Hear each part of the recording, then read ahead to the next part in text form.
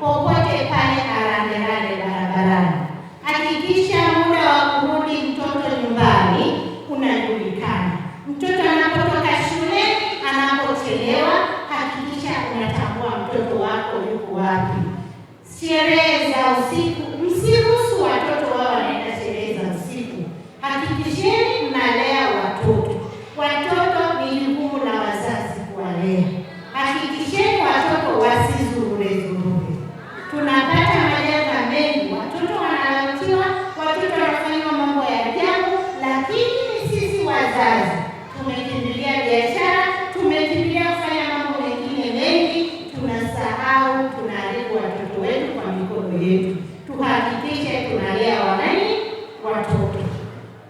Jambo lingine anasema kwamba mkoa wetu ni nguzo ya kwetu sisi sote.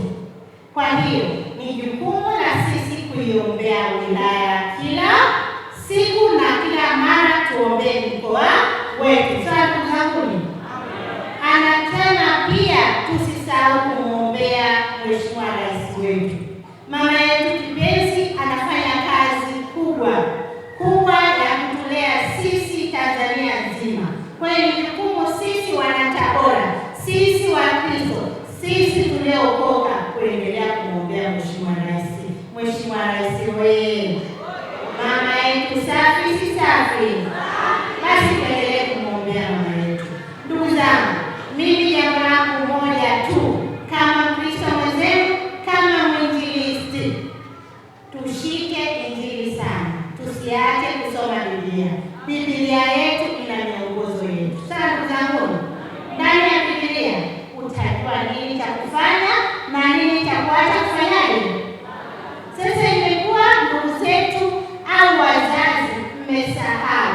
Unakuja kanisani hauna cha Biblia, hauna cha nini. Ukitoka hapo mlangoni umeacha chote ulichofundishwa.